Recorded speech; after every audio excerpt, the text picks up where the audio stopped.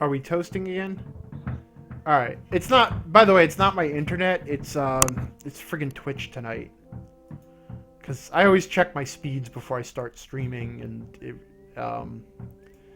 now my stream is not live though, so hold on. Come on.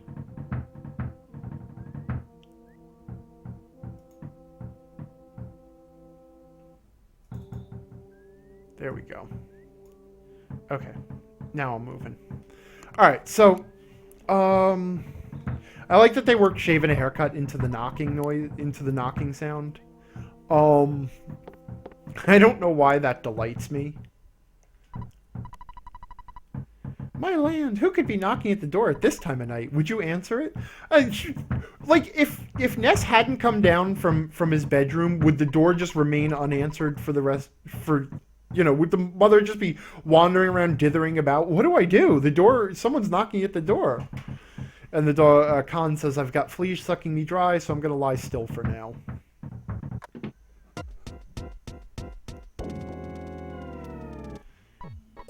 And now drama. Hey, listen to what I've got to say.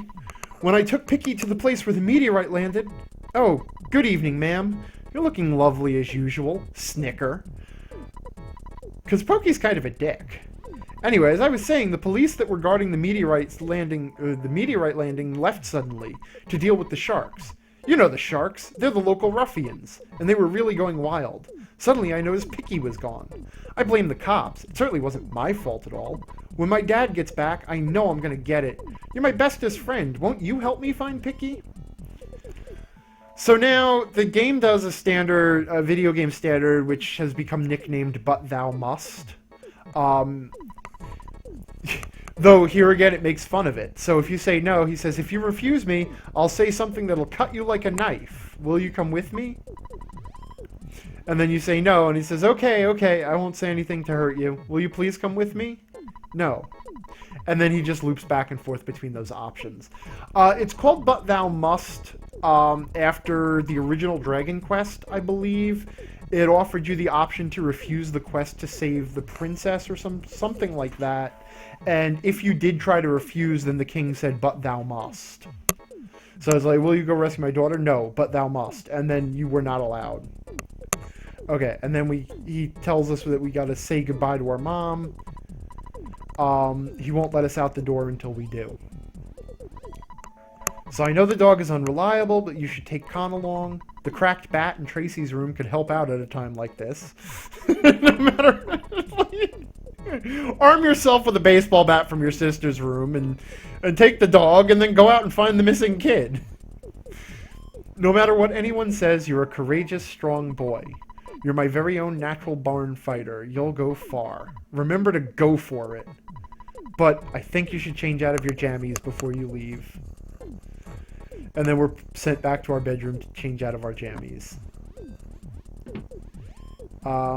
We can go into Tracy's room here. Oh, funny! Fun fact, my sister's name in real life is actually named Tracy. I don't know why I found that weird, but... So we get our first weapon of the game, the cracked baseball bat. And we can equip it.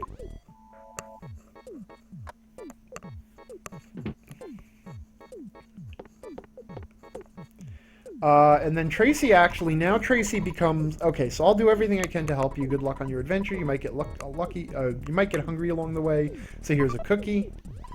All food items in this game are healing items. But Tracy will also store our gear. So we have an aggressively small number of inventory spaces. Basically, this screen is all of our inventory slots. And once they're full, you can't carry anything else, so Tracy can store it for you. I think this was actually a mistranslation, because this line seems sarcastic. Yeah, sure, you're cool, whatever. And it's so out of character with everything else the mom says throughout the entire game. So we can ask Khan to go with us. I guess I have no choice. Let's go. Khan joins you. And now we can... Alright, you go out in front. I'll follow at a safe distance. Let's get going. And we have assembled our party. Ness, Khan, and Pokey. It's actually kind of funny that all the other characters we named don't show up for pretty long periods of time. Oh. And then Pokey tells us we have to answer the phone, and he says at his house his dad gets mad if we don't answer the phone within the first 3 rings. And now this introduces the character of the father. Okay. Hello, it's your dad. Work to exhaustion when you're young. Have you ever heard of a weird saying like this? Just remember, I'm always behind you, 100%. Don't be afraid. I know that you're brave. You can do it. Don't forget to call me periodically during your adventure. I can make a record of your progress when you call me. Oh yeah, I deposited $30 into your bank account. Do you have your ATM card? Withdraw your money from any cash machine and buy whatever you need. Good luck, my boy. I feel like such a hero. What? Well, the father of a hero, at least. Slam. Beep. So, you never see the dad during the game. You only ever have conversations with him over the telephone. And he will... Oh, hello, Darabim. He provides 2 services. Number 1, he saves your game, and number 2, he periodically deposits money into your bank account that you can then withdraw and use to buy stuff. The money comes from combats. So, like in other games, you would pick up, gold pieces after you killed a monster, but in this game, you actually get it's the dad dropping the money, but it's based on the battles that you've had. And so this is our first battle screen. We've been attacked by a runaway dog, and we've got a couple of different options. Attack, use item, auto fight, runaway, defend, and then sigh, because Ness actually has psychic powers, but we don't have any yet. So we're just gonna bash the runaway dog, which is what you do.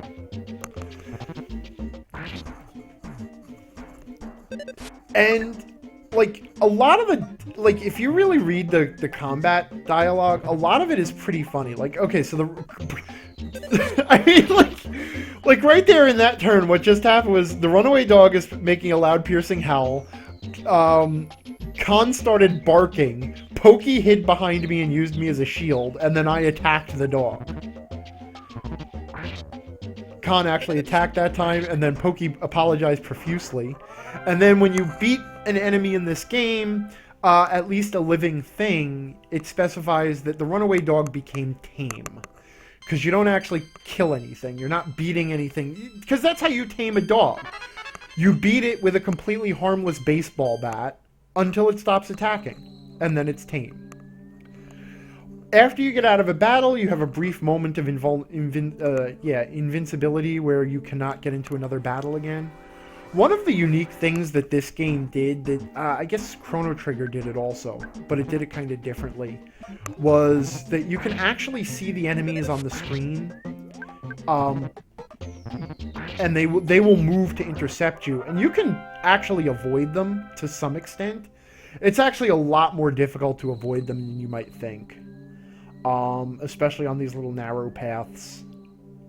So it's usually sort of a fool's errand to avoid them. And the other thing is that because you do gain experience points for fighting, if you consistently avoid fights, you will be under-leveled for the mandatory fights. So now this is a coil snake. Pokey smiled insincerely. Khan used a biting attack. Pokey pretended to cry. The snake coiled around you. He inflicts a status effect. Basically, there's a status effect where your body can't move and you lose 1 turn in battle, and that's what basically happened there. Now I actually have a cheat code entered. Oh, wait, so that is not currently active. So, Liar Exaggerate is outside. Hey Ness, I was too busy to investigate, but I heard a child's voice on the hilltop. I'm a busy man, but when I do a job, I do it well. I'm a man's man. The dialogue in this game is so entertaining and so well written that it was one of those games where you looked forward to getting to new areas because you got to read all the dialogue. Oof, says Khan. If I knew this was going to be such a scary place, I wouldn't have come along. I'm out of here. And there's actually a mechanical reason why the dog has to leave there, which I'll explain in a second. So we see the meteorite here, which actually looks like a pizza sliced into the ground. Caution, there are still lots of fires burning here and there. It's hot. And now we find Picky. What? Oh, you woke me up. Pokey, I've been looking all over for you. You see, Pokey got scared and ran away. Well, I'm glad you're okay at least. Let's go home now. I bet Mom and Dad are worried sick about us. Geez, sometimes I wonder which one of us is the real big brother. Picky joins you. So now Picky and Pokey are in our team. And then we get stopped. And we're asked, do you hear a buzzing that sounds like a bee flying around? And whether you say yes or no, you will be able to hear it in just a moment.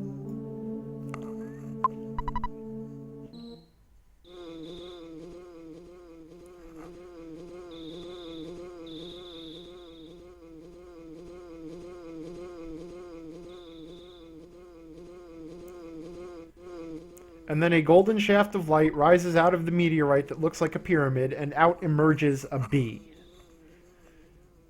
Like it does. A bee I am. Not. I'm from 10 years in the future. And, in the future, all is devastation. Gygus, the universal cosmic destroyer, sent all to the horror of eternal darkness. However, you must listen. Where I'm from, there is a well-known legend that has been handed down from ancient times. It says, when the chosen boy reaches the point, he will find the light.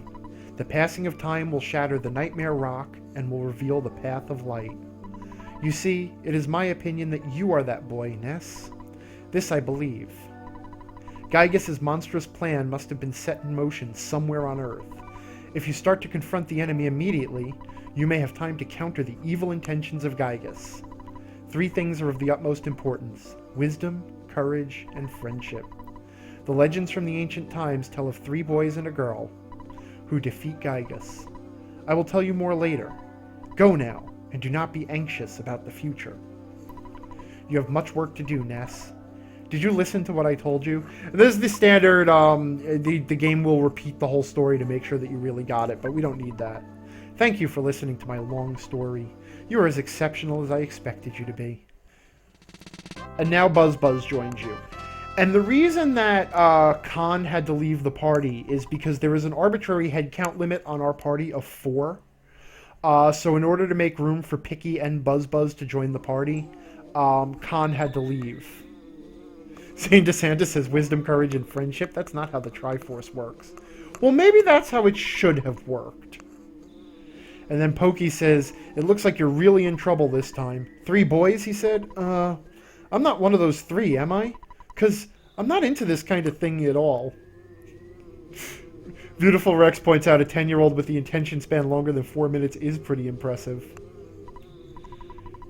Pokey, meanwhile, says his heart is pounding right out of his chest.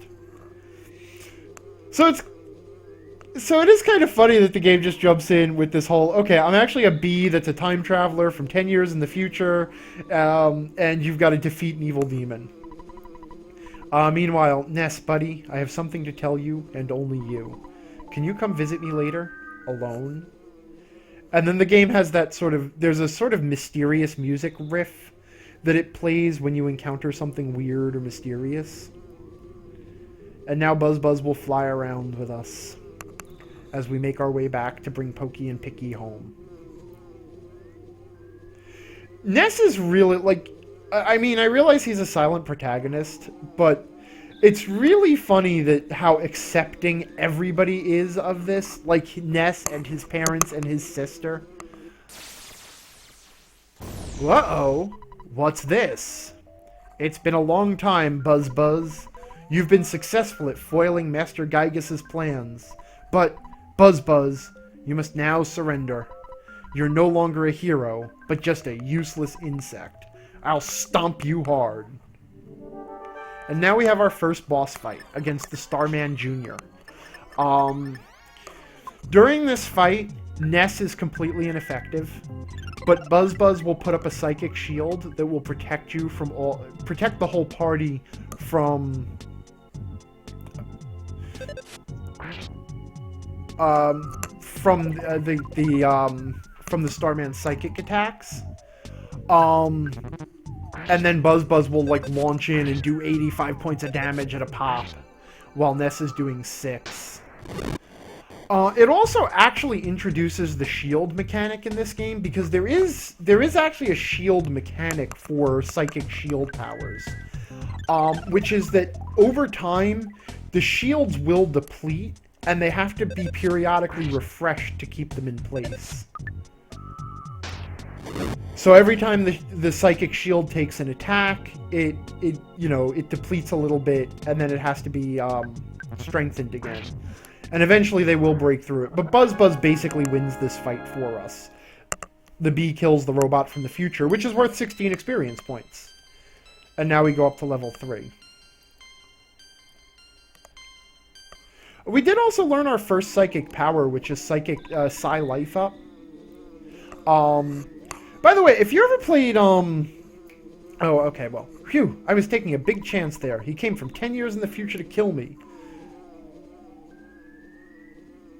So we can't relax yet. From now on, you'll be fighting enemies sent by Gygus, as well as humans who have evil thoughts. They'll definitely make trouble during your adventure. Animals are also becoming violent due to Gygus' evil influence in their minds. It's the truth, so believe me. Alright, so now we'll drop off Pokey and Picky. And these are the parents, Aloysius and Lardna Minch. Lardna Minch is absolutely terrifying. It looks like she applied her makeup with a shotgun. Where in the Sam Hill have you boys been? I'll have to think of a suitable punishment. And then he says, I'm really sorry my kids troubled you so much. Both of you are really going to get it now.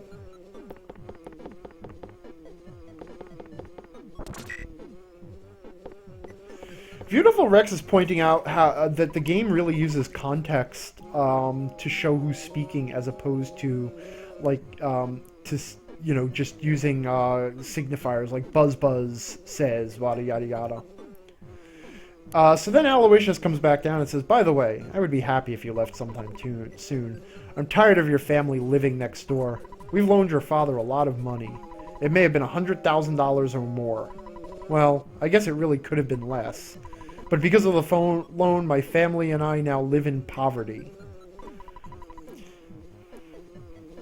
And now I'm going to turn up the volume because this becomes sort of an emotional moment. So, my husband is much too lenient with the children. Oh well. Nice guys finish last. That's the story of our life. And then Buzz Buzz flies over to her and she screams, I think it's a dung beetle! I'll smash your guts out!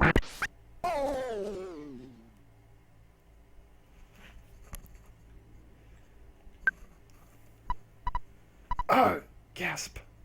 I was much weaker than I thought. I actually just like the little sound of the slap and then the Buzz Buzz buzzing.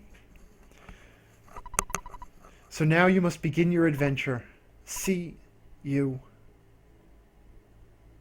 Oh, I just remembered. Listen to my final words. To defeat Gygus, your own power must unite with the Earth's. The Earth will then channel your power and multiply it. There are 8 points that you must visit. Make these places your own. Each of these locations is your sanctuary. One of them is near Onnet. It is called Giant Step. Go there first. Do you understand? Yes. All right. You are a very intelligent young man, and... Oh, the pain. Everything is getting dark. Ugh. Gasp. Before I pass on, I want to give you something. It is the Sound Stone. You can record the melodies from the 8 Your Sanctuary locations into this stone. It is an awesome item. By the way, I'm almost gone. But did you want to hear the story one more time? We'll spare him. Good. It's already dawn outside. But it doesn't matter to me. I'm fading fast. Gasp. Ness got the Sound Stone. And that is literally the end of Buzz Buzz. He is dead for the rest of the game now. Darabim says, Buzz Buzz, no! You were too powerful for this world. And now we get the actual Onett the Onett music. Actually, before we go any further, let's head back up because Liar Exaggerate asked us to come back to him when we were alone.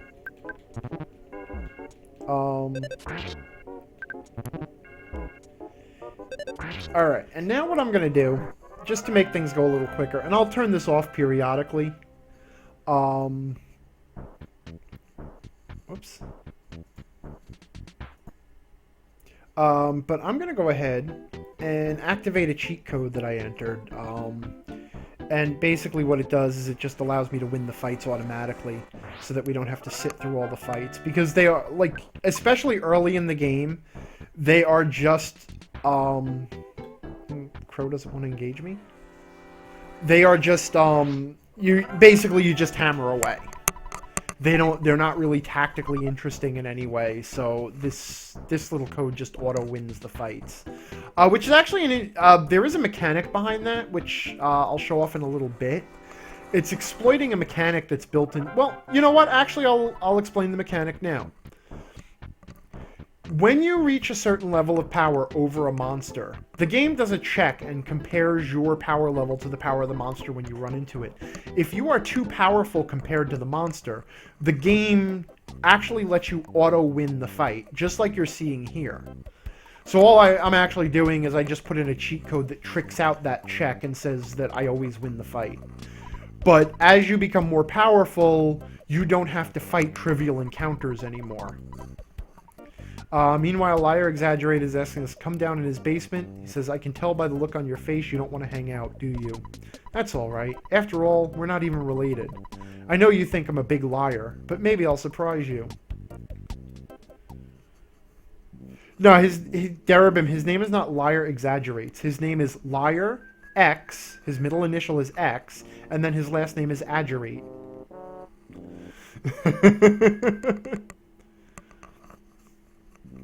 And if we follow him, we'll see what he dug up in his giant basement cave.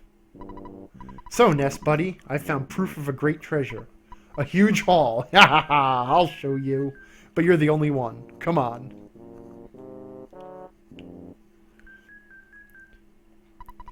If this is a sign of what lies below, I just need a little time. My destiny is to find and dig up the buried treasure. I'll eat garlic and work out to help strengthen myself. Go home now. You're getting in the way of my work. You might start to get greedy thoughts. And what he unearthed is this mysterious golden statue that every time you look at it... Whoops.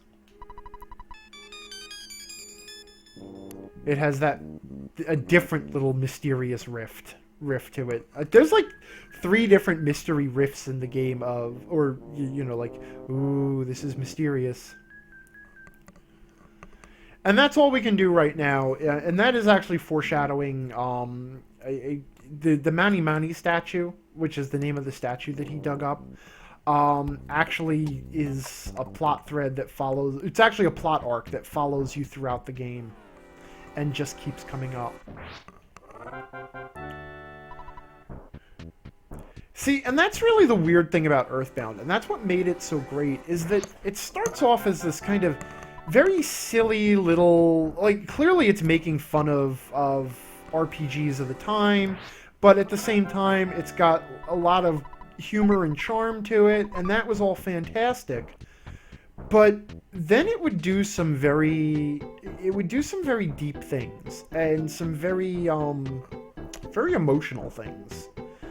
Which sort of culminate in the way the game ends, which is why, like, you can't...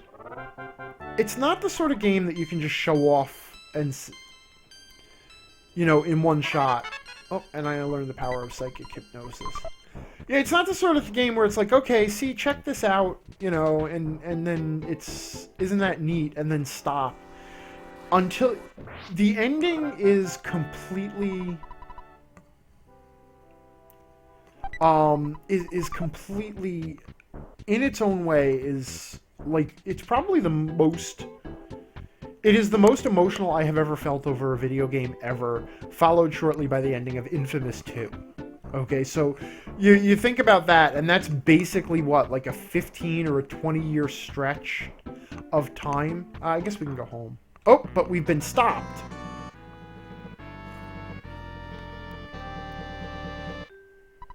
This is a famous character. This is the Fuzzy Pickles guy.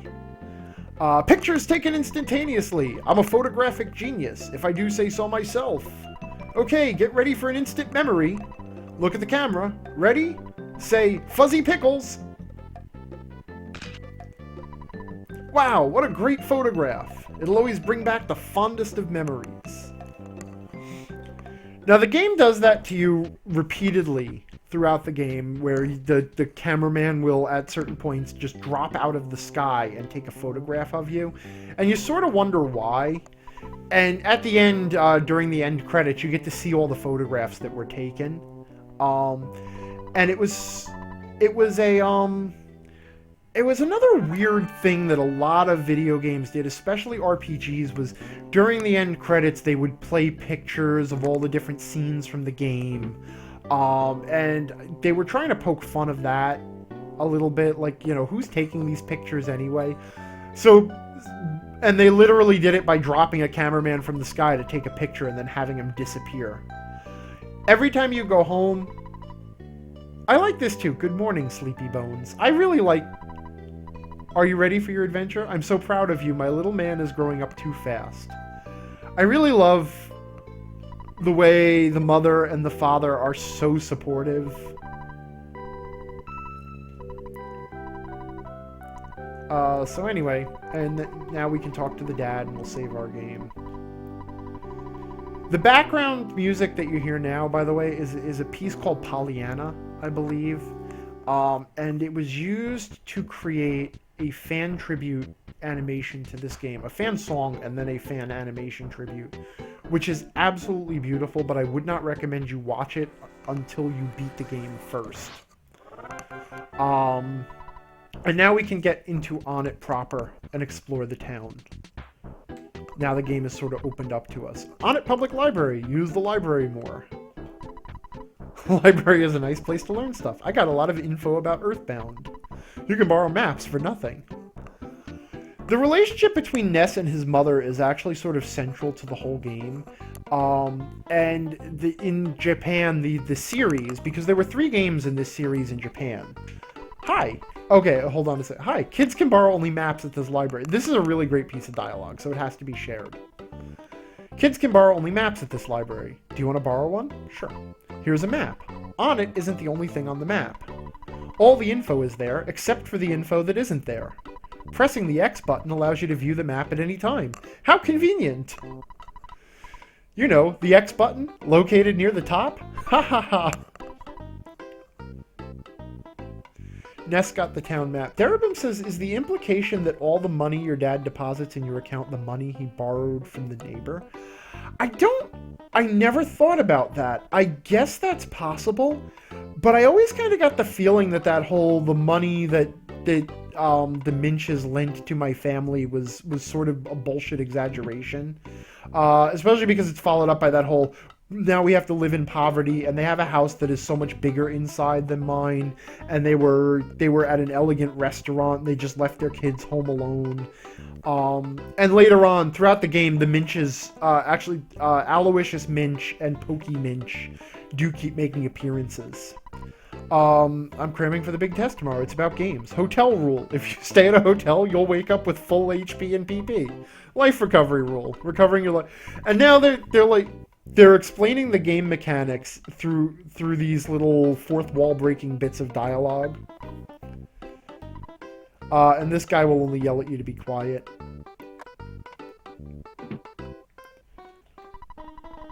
At Giant Step, there's a monster guarding that spot from the outside world. No one knows when the monster made Giant Step its territory. I wonder if he's stronger than my wife.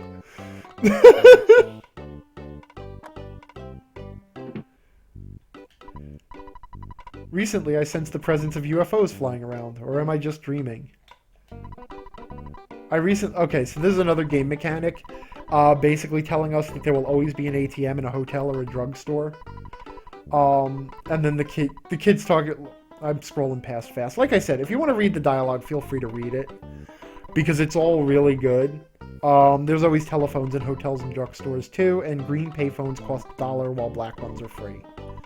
If you weren't aware of this, all your money could get eaten up by your phone calls. I'm glad I read that book.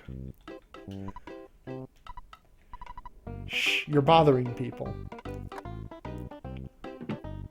And this masked person will not say anything. And then the game sort of breaks the fourth wall and says, hey, a man of few words, it's useless talking to him now.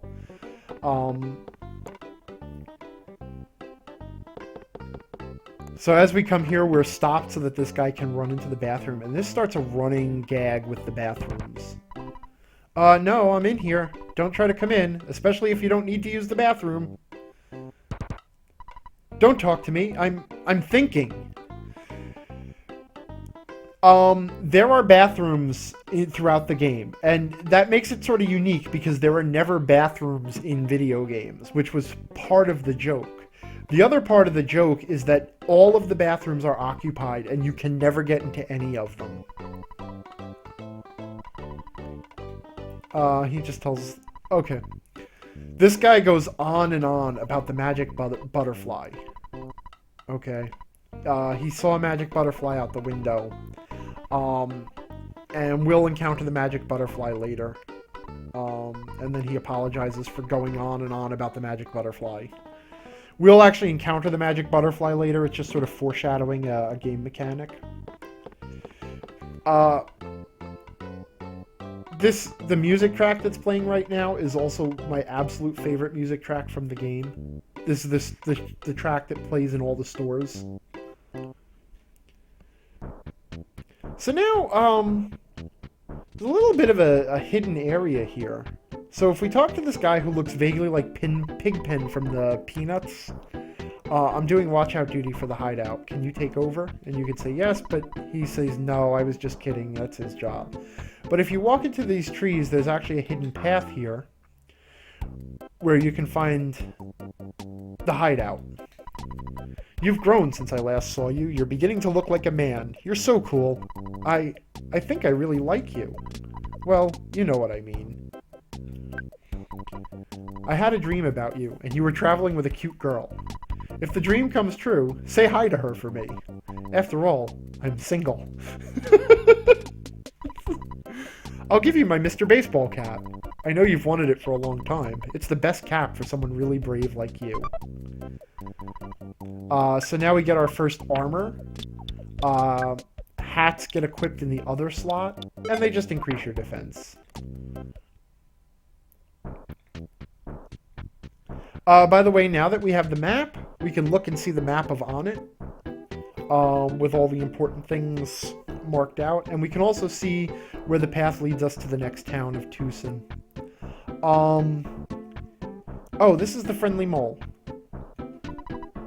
Again, this clever little bit of dialogue. I am not your enemy, I am simply your average run-of-the-mill mole. Would you like some hints on fighting enemies? Sure. Listen carefully. My hint involves which way you are facing when a battle with an enemy occurs. If you allow enemies to approach you from your back or side, they may get a surprise opening attack.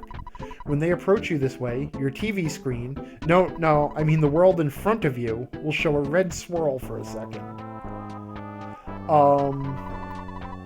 On the other hand, if you approach an enemy from the back or side, you may get a surprise opening attack. In that case, your TV... Oops, I mean, the world in front of you shows a green swirl.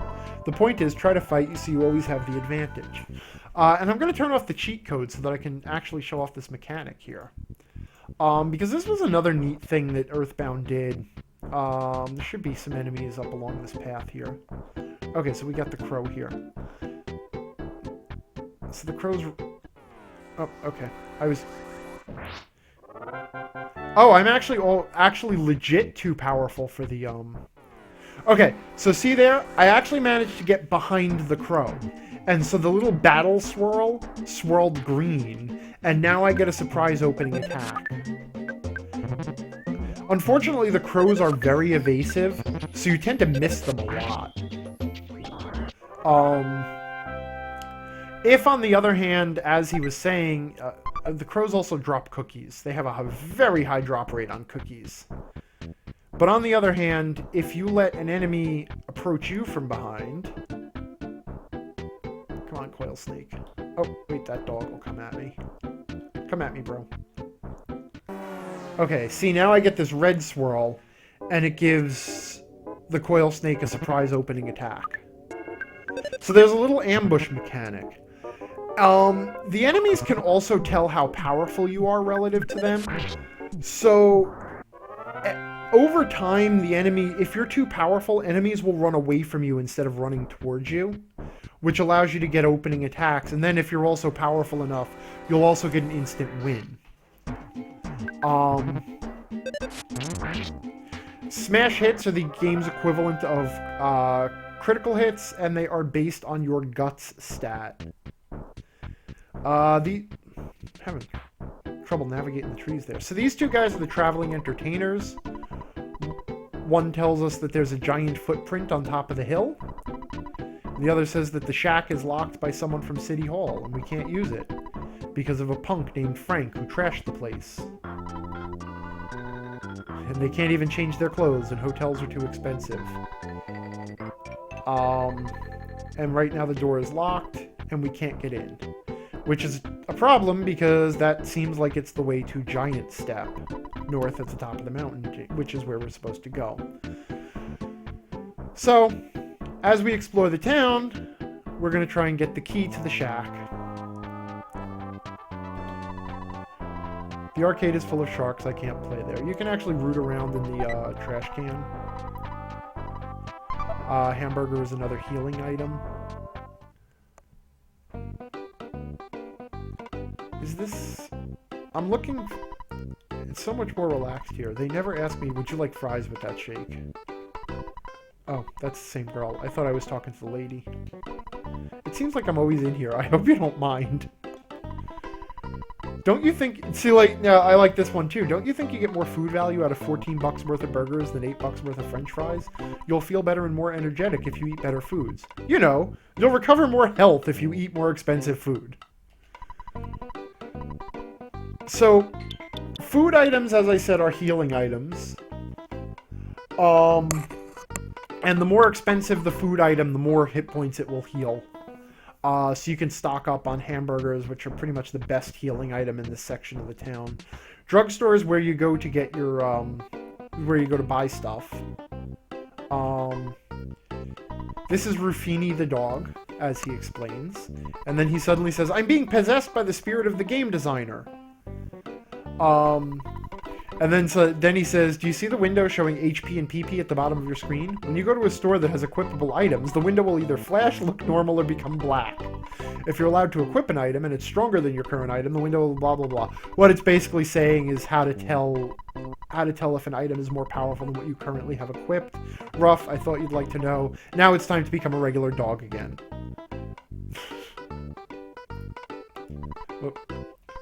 Hey, I know you're harder. Oh, okay. Yeah, so now from any phone we can call home. We can call mom or we can call dad. If you call mom, you'll get a few different dialogue options. Is that you, Ness? You called me back sooner than I thought.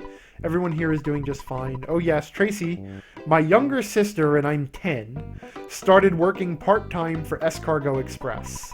Here, I'll let you talk to her. And call me when you have some time. Oh, you don't have any free time? Well, here's Tracy. And now Tracy becomes Escargot Express. Is that you, Ness? Big bro? It's me, Tracy. I'm working part-time for Escargot Express. And now the item storage will pick up and deliver items from you wherever you are in the world. So we're going to go ahead and we'll drop a few cookies in storage so you can see how this works. So you call, you ask for a pickup, and then you wait. And the amount of time it takes... I actually timed this shit out because I was curious. It takes 30 seconds from the time you place the call for the Escargot Express guy to show up. And then he'll charge you $18 for the delivery, and then we can give him whatever we want to put into storage. But we don't want to put in anything in storage right now. Later on, you will also be able to telephone for pizzas. Pizzas take 3 minutes to show up from the time of your phone call. However, if you're standing in a place where the game can't find a path to you from an open edge of the screen, then your delivery will fail, and you'll eventually get a cell phone call, because you'll eventually get a cell phone, and the cell phone will tell you, hey, I couldn't get to where you are, you must be in a really crazy place. And it's based entirely on the game's pathfinding. So meanwhile, we'll go ahead and we can see exactly what Rafini the dog was explaining to us. Items that are more powerful make our window flash. But we should go ahead and withdraw some cash first, because our dad has been dropping money in the ATM. So we'll go ahead and take some money so that we can buy the best equipment available. Beautiful Rex saying that is such a cool game system. This game is filled with really cool systems. Like I said, one of the most innovative at the time was just the instant win battles when you're too powerful. Oh, okay, I have too many items, so I can sell. We'll sell him a bunch of cookies because I ended up with a bunch of cookies. Whoops, I got confused. Yeah, so the instant win fights if you're too powerful. The fact that enemies run away from you once you reach a certain level, and even, you know what? Even the fact that you could see the enemies in the overworld, and try to avoid them was something that games weren't doing at the time. Except for a few random weird standouts, like Chrono Trigger did it, but I'm having trouble. I want to sell you all these useless cookies. Because cookies only heal 6 hit points each. So Chrono Trigger did it, but at the same time, you really couldn't do anything with that mechanic, because you really weren't in a position to be able to avoid most of the fights in Chrono Trigger. And even though it did that, Did I not buy the item? What? Okay, apparently I have to focus, because I'm having trouble just buying items. Oh, I don't have enough money for it. Okay.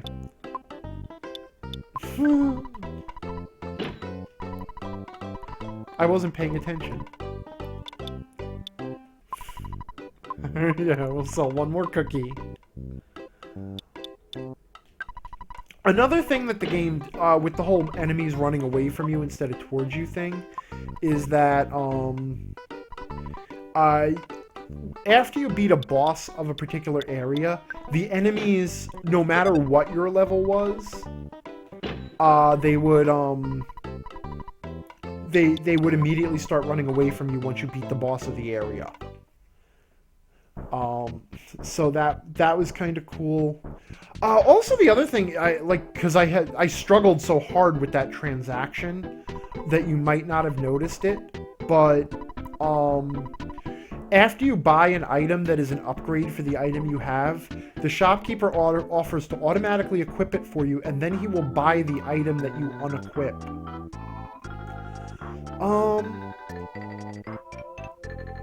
As much as I would love, I would really love to just go through and read every bit of dialogue in this game, because I really...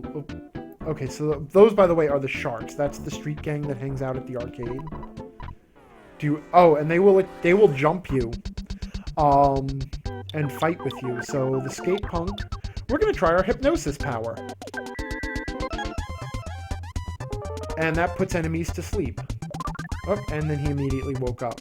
So you can see at the bottom of the screen we have hit points and psychic points, or PP, HP and PP, and using psychic powers causes us to lose PP. Most of the sharks, most of the street punks will call friends of theirs, as you can see there, which actually makes this a really good spot to level up a bit. And we also have a power called Psi Life Up, which increases our hit points. The game also, this is a little thing that I like, is that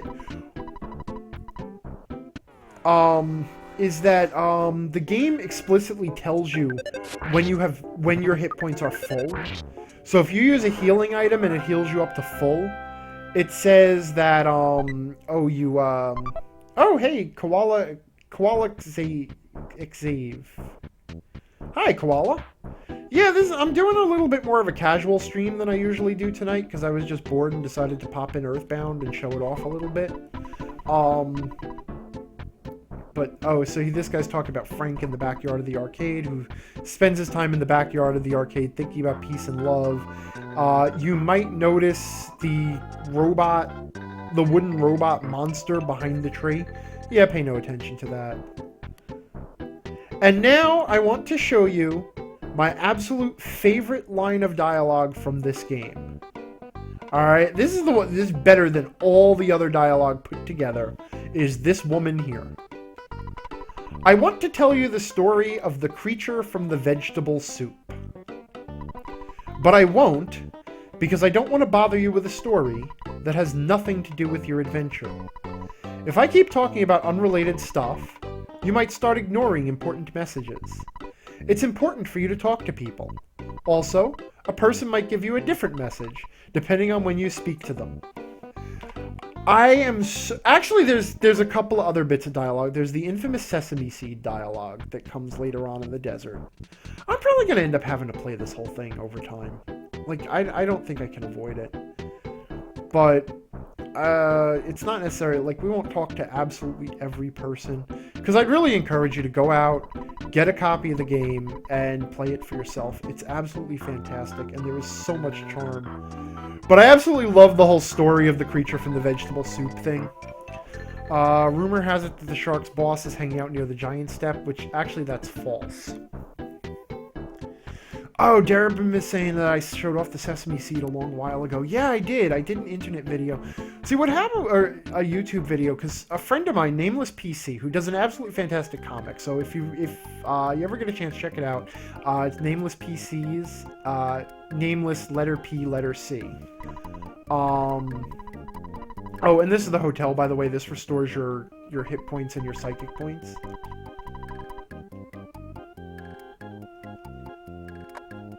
Oh, Xavier Starsider from Twitter. Yeah, we were joking about the 5e versus 3e thing. I hope you didn't take that too seriously, by the way. You know, it's just me joking around. I obviously very much like 5th edition for the most part. I also very much like 3rd edition. I love all versions of D&D, honestly. There's even parts of 4th edition that I really, really love. But, you know, so it was all just in good fun. But I think at this point, if you're still following me on Twitter, you know that that I kind of have that sort of attitude going. You look like you'd be a real target for the sharks. You'd better be careful. Good morning. Here's your free copy of the morning. This is another thing. After the hotel, every time you stay in a hotel, there is always a person offering you a newspaper outside your hotel room in the next day. And they will give you... And it has to do with the plot. Though it's usually pretty funny, too. I mean, this one is pretty straightforward. Mysterious meteorite, north of On, it's still burning brightly. Can you believe it? A group of ruffians spit their gum on me as I was passing by. After you stay at a hotel, it is always a good idea to to call your mom.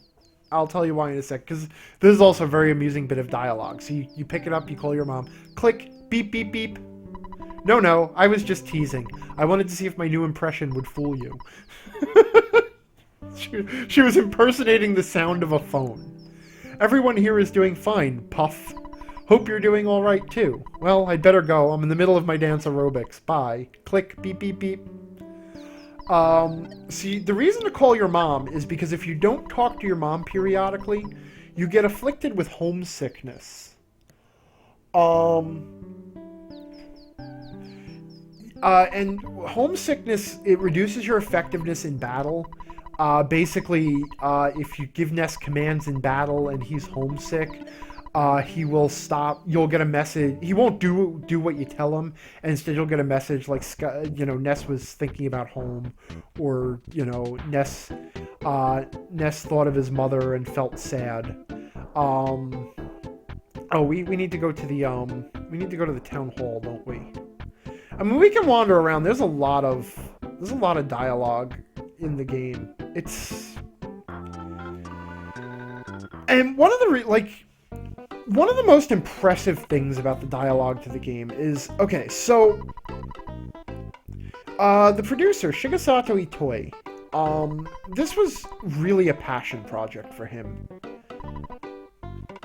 And it was something, like, you can read the dialogue boxes while I talk to this, unless I get to one that I recognize as particularly funny, and then I'll share it myself,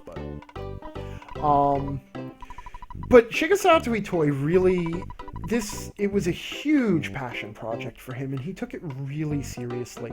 So he wrote all of the dialogue in the Japanese version of the game personally. And by wrote, I mean that he actually dictated every line of dialogue over and over to a transcriptionist who would then write it down, and they would keep tweaking it until it sounded like natural speech. And alright, fine, that's all well and good. But what's really amazing about this game is the amount of work that the localizers had to put in to translate this game to English. Because, like, a lot of the jokes, a lot of the cultural jokes and stuff like that, and most importantly, the tone of the dialogue. The tone of the dialogue, that sort of very natural sort of a, because the characters talk like people. I work for City Hall, but somehow Mayor Perkle bugs me. Let's keep this between you and me. That's very casual and idiomatic, let's keep this between us, this is one for Wes, Nameless PCs, because did I tell you I saw a giant ant one time at Giant Step? Oh, sorry, I did mean to spoil it for you. So the localizers, they went crazy trying to translate all of the dialogue and to keep the charm, keep the jokes, keep the tone the same, but also make it work for an English audience. The localization effort was huge. Now, she won't let us see the mayor. I'm gonna have to stop you if you try to see the mayor, but we can go past her anyway. But if we do, then the cop will come. The mayor is busting his butt with all the troubles in town, like the sharks and the meteorite. Hey, are you the guy who's trying to reform the sharks? You've got to be kidding. Scram. Alright, so we can't get the key to the shack yet. Terrapim says, I like how some of the women have makeup that looks good, and then there are those with clown face. All of the sprites are really, like, adorably designed. Oh, I'm gonna go buy some extra hamburgers. Like, the whole game it's got such personality to it. So the localization, oh, that's not the burger shop.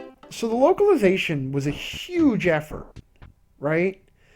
And Nintendo was banking a lot on this game being hugely successful. So they had a massive marketing campaign for the game.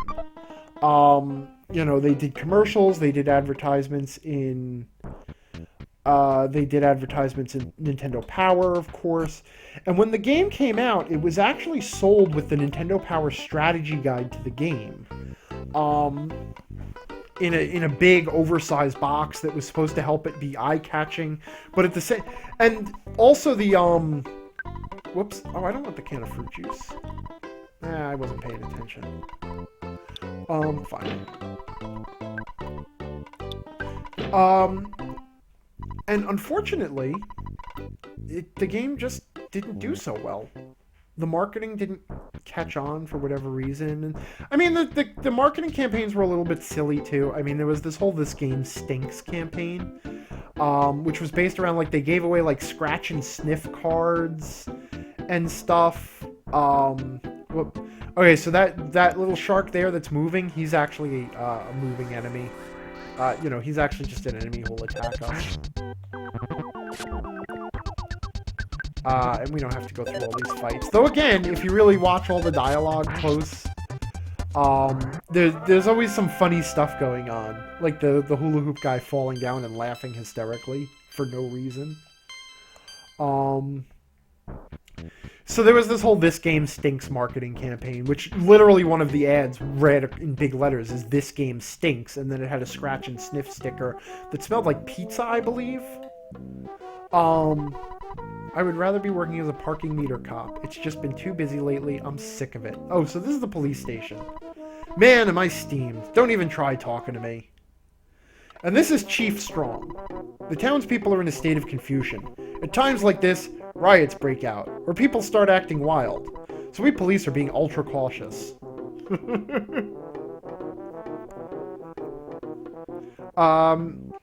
Psst, I'm not really one of the gang. I'm a cop, even if I don't look like it. Okay, and these little jail cells also you can't enter. And if you knock on them... like this guy claims it was a bathroom and then says he was just joking. Whoops, I bumped into it again. And then there's this mysterious room at the end.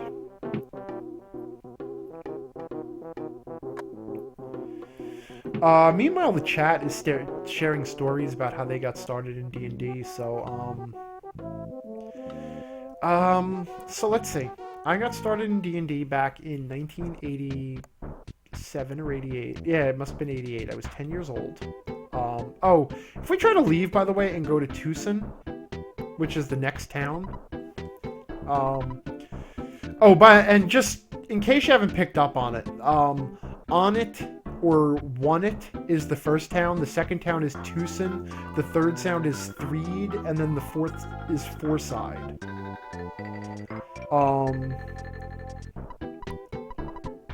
The road's closed again. So again, this is that whole blocked roads and flagging. And you can't just squeeze through the roadblocks either.